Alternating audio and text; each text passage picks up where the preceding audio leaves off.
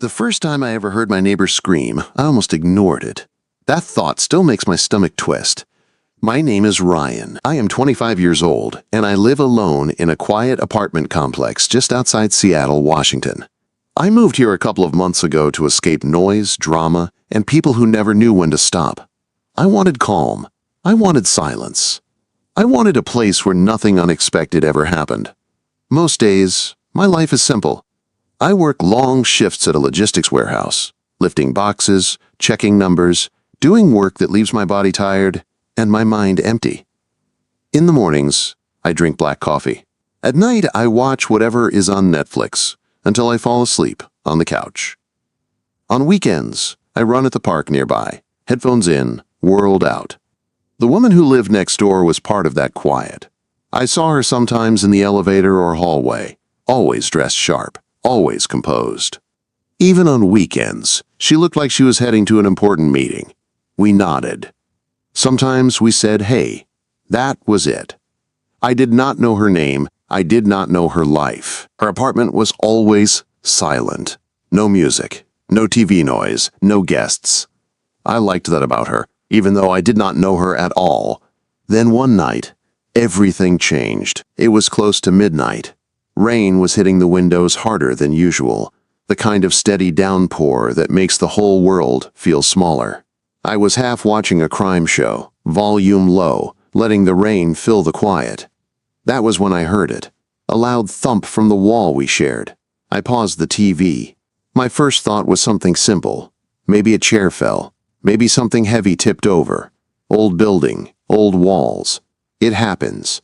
Then it happened again. Louder this time. More force behind it. My chest tightened. I sat up, listening.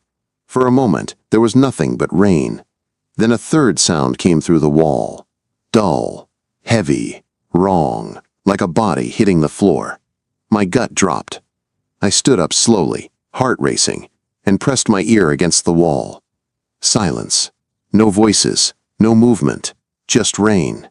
I told myself I was overreacting, that I was tired, that it was none of my business. But my feet were already moving. I slipped on my shoes and stepped into the hallway. The lights hummed softly. Her door was right there. I knocked once, light at first. Hello? No answer. I knocked again, harder. You okay in there? Still nothing. That was when I noticed the light under her door. It flickered, like a lamp tipping on and off. My pulse slammed in my ears. I grabbed the handle and tried it. Locked. I knocked again, louder this time, my voice echoing down the hall. Nothing. I do not know what pushed me over the edge. Maybe it was the memory of that heavy thud. Maybe it was the silence after. Maybe it was the feeling in my chest that told me something was very wrong. I stepped back, took a breath, and ran forward. My shoulder hit the door hard. The wood cracked but held. I hit it again. The lock gave way with a sharp snap and the door burst open, splintered at the frame. I stumbled inside. Her apartment was dim. A floor lamp lay on its side, flickering weakly. And there she was. She was on the floor, sprawled on her side, one arm tucked under her body, the other stretched out like she had tried to catch herself. Her face was pale. Her lips were parted as she struggled to breathe. I dropped to my knees beside her. Hey, can you hear me? Her eyes fluttered open. They were glassy, unfocused, but when they found mine, something raw filled them. Fear, relief, desperation. She did not look like the composed woman from the elevator anymore. She looked small, fragile, human. I checked her pulse with shaking fingers. It was weak and uneven. I pulled out my phone and called 911, my words tumbling over each other as I gave the address. As I spoke, her fingers brushed my arm. Weak, but intentional. Do not leave me, she whispered. Those words hit harder than the door ever did. I squeezed her hand gently. I am here, I said. I am not going anywhere. Help is coming. The paramedics arrived fast, their voices calm, their movements practiced. They took over, lifting her onto a stretcher. One of them asked if I was family. No, I said. Just her neighbor. But when they wheeled her past me, her eyes found mine again, and for a second it felt like that word did not fit anymore. I followed the ambulance to the hospital. I did not even think about it, I just went. I sat in the waiting room for hours, jacket still damp from the rain, replaying her voice in my head. Do not leave me. Around 3 in the morning, a nurse told me she was stable. She needed rest. She would be okay. You can visit tomorrow, the nurse said. She has been asking about the guy who brought her in. I drove home in silence, rain softer now, my heart heavier than before. Her broken door was still there, propped shut with a chair. That night, my apartment felt too quiet, and I knew, deep down, that nothing about my life was simple anymore. I barely slept that night. Every time I closed my eyes, I saw her on the floor of her apartment. The pale color of her face, the way her fingers had wrapped around my arm like it was the only thing keeping her grounded. Her voice kept replaying in my head, quiet but desperate, asking me not to leave. When morning came, the rain was still falling, softer now, like the city was trying to pretend nothing had happened. I made coffee, but barely touched it. My hands still felt restless, like they were waiting for something to do. I kept thinking about her door, the broken frame, the splintered wood. I told myself I would fix it later, but my thoughts kept drifting back to her instead. I did not even know her name yet, but she had somehow taken up all the space in my head. Around mid-morning, I stopped by a small corner store near the hospital. I grabbed a few apples and a couple of oranges, nothing fancy. It felt awkward, like I was crossing some invisible line, but I could not just show up empty-handed. The hospital was gray and quiet, full of low voices and the steady beep of machines. I found her room on the 3rd floor. The door was half open. She was sitting up in bed, an IV taped to her arm. Her dark hair was pulled back loosely, and she looked tired, but alive. Color had returned to her face. When she looked up and saw me, her eyes widened just a little. "Hey," I said, stopping in the doorway. I was not sure how close was too close. "I brought you some fruit. Figured it might be better than hospital food." She studied me for a moment, then smiled. It was small, cautious, but real. "You did not have to do that," she said. "But thank you. Ryan, right?" "Yeah," I said, stepping inside. "And you are Sienna." She nodded, surprised. "Guess the paperwork gave me away." I set the bag down and leaned against the wall, suddenly unsure of what to do with my hands. "How are you feeling?" She shrugged, smoothing the edge of her blanket. "Better. They said it was low blood pressure and dehydration. I had a fever and thought I could just push through it." She looked down at her hands. "I am not used to needing help," I nodded. "You did not seem like the type." That made her laugh quietly, and some of the tension eased. "You owe me a new door," I said, trying to lighten the mood. "And maybe a few years of my life back." Her smile widened, but something guarded stayed in her eyes. "I will pay for it," she said. Then, softer, like she was testing the words, she added, "I forgot what it feels like to have someone care enough to show up." I did not know how to answer that, so I did not try to be clever. "I am glad I did," I said. A nurse came in then, checking her chart. I took it as my cue to leave. "Get some rest," I said. "I will check on your apartment, make sure everything is okay." "Ryan," she called as I reached the door. I turned back. "Thank you," she said. "Really." I waved and left, my chest tight in a way I did not understand.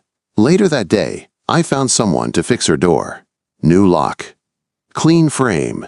I left the spare key under her mat, figuring she would need it when she got home. A few days later, I saw her in the hallway for the first time since the hospital. She looked like herself again. Black coat. Hair pulled back neatly, but her eyes still looked tired. "Welcome back," I said, handing her the new key. "Thank you," she replied, polite but distant, like she was trying to put space between us again. That could have been the end of it, but I found myself listening for sounds from her apartment, checking the hallway more than I needed to. Waiting. It started small. One afternoon, I saw her struggling with a heavy trash bag. "Need a hand?" I asked. She hesitated, then nodded. Thanks. From there, it became little things. A stuck window blind, a dead remote battery, a grocery bag that was too heavy for her arms that were still weak. Every time, she watched me closely, like she was waiting for me to disappear. I did not. One evening, I brought her a latte from the coffee shop down the street. I had noticed she always ordered one in the elevator.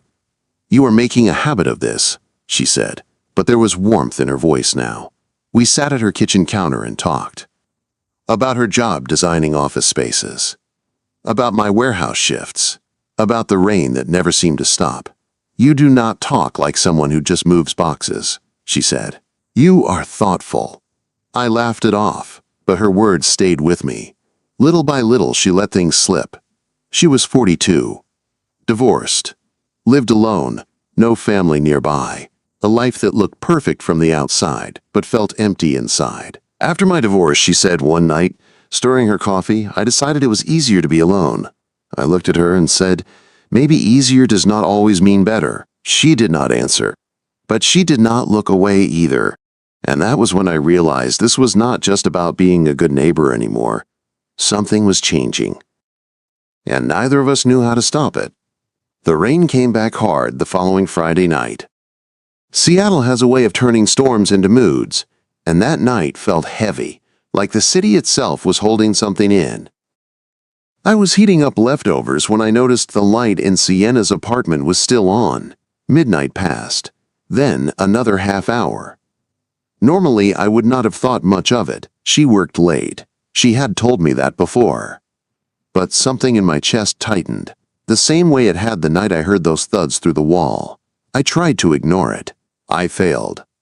Earlier that day, I had picked up a bottle of cold medicine, thinking about how she mentioned still feeling weak. I grabbed it off the counter and stood there for a moment, staring at my door like I was arguing with myself. Finally, I stepped into the hallway. The rain outside was loud, wind rattling the windows at the end of the hall. I knocked on her door once, then again, louder. "Sienna, you okay?" After a few seconds, the door opened. She stood there wrapped in a blanket, wearing loose sweatpants and a sweater that hung off one shoulder. Her hair was messy, falling into her face. Her eyes were red, like she had been crying or had not slept at all. "Ryan," she said quietly, "what are you doing here?" I held up the medicine. "You said you were still not feeling great. Thought I would check on you." She stared at the bottle, then at me, like she did not know what to say. Then she stepped aside. "Come in." Her apartment looked the same, but felt different. Sketches spread across the coffee table, an untouched mug of tea on the counter. The air felt heavy. She sank onto the couch and pulled the blanket tighter around herself. "You sure you are okay?" I asked. She gave a short laugh. "Depends on what you mean by okay." I filled a glass with water and handed it to her with the medicine. Our fingers brushed, and neither of us pulled away right away. "You do not have to keep doing this," she said, showing up. I met her eyes. "I know, but I want to." She looked away, jaw tightening. That is the problem. Silence stretched between us, broken only by the rain outside. Finally, she spoke. "You are the first person who has walked into this apartment and not made me want to shut the door behind them. I spent years building walls after my divorce. It was easier, cleaner." She swallowed. "And then you broke down my door." I let out a quiet breath. "Guess I have bad timing." That made her smile, just a little. "Do not be too good to me," she said softly. "I do not know how to handle it." I moved slowly and sat on the couch beside her, close enough to feel her warmth but not touching. "I am not going anywhere," I said. "Not unless you ask me to." She leaned back, her shoulder brushing mine. She did not pull away. We sat like that for a long time, no touching. No words, just the sound of rain and her breathing slowly evening out. It felt like a line had been crossed, even without a single kiss. The next morning, the storm had passed, leaving the city gray and quiet. I woke up on my couch, stiff and tired, but my mind was clear in a way it had not been in months. Around 10, there was a knock at my door. It was Sienna. She stood there holding 2 paper cups of coffee. Her hair was pulled back, still a little messy, but her eyes were brighter. "Brought you one," she said. "Figured I owed you." I stepped aside and let her in. She looked around my apartment, taking in the bare walls and simple furniture. "You really live like this," she said, amused. I shrugged. "It works." We stood at the counter, sipping coffee. The silence felt charged. "I am not good at letting people in," she said finally. After my divorce, I decided I was better off alone. I looked at her. "And now?" She reached into her pocket and pulled out a small silver key. She placed it on the counter between us. "This is for my place," she said quietly. "So you do not have to break my door next time." I stared at it. The key felt heavier than it looked. "You sure?" I asked. She nodded. "I am sure. Just do not rush me," I smiled. "I would not dare." I picked up the key and slipped it into my pocket. When she left, she turned back once, smiling softly before closing her door. I stood there long after, the key warm against my leg. I did not know what this was yet, but I knew I did not want it to end. The key stayed in my pocket for days before I ever used it. Not because I forgot about it. I felt it every time I moved, a small weight that reminded me of the trust Sienna had placed in my hands. I did not want to cross that line without a reason. I wanted it to mean something. Life settled into a quiet rhythm between us. We did not label anything. We did not talk about what we were becoming. We just kept showing up. Some mornings, we ran into each other in the hallway, both half awake, trading small smiles that lingered a second longer than before.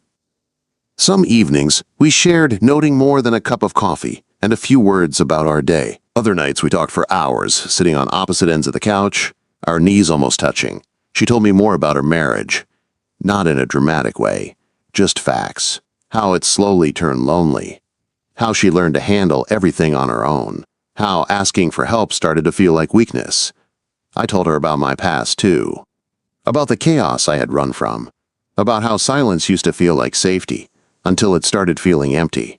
One night, a couple of weeks after she gave me the key, the rain came back again.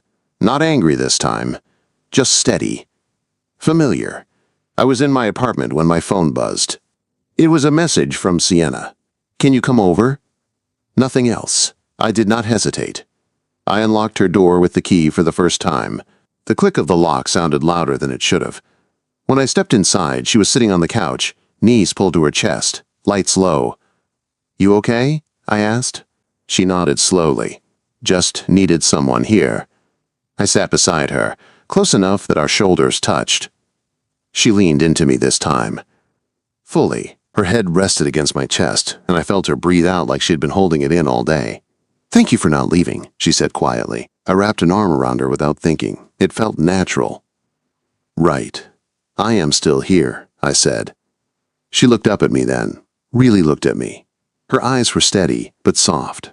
"I was scared when I gave you that key," she said. "Still am, I know. But I am more scared of going back to being alone." That was when I kissed her. It was slow, careful, like we were both afraid of breaking something fragile. She kissed me back, her hand gripping my shirt, like she was anchoring herself. When we pulled apart, she rested her forehead against mine. "So," she said, a small smile on her lips.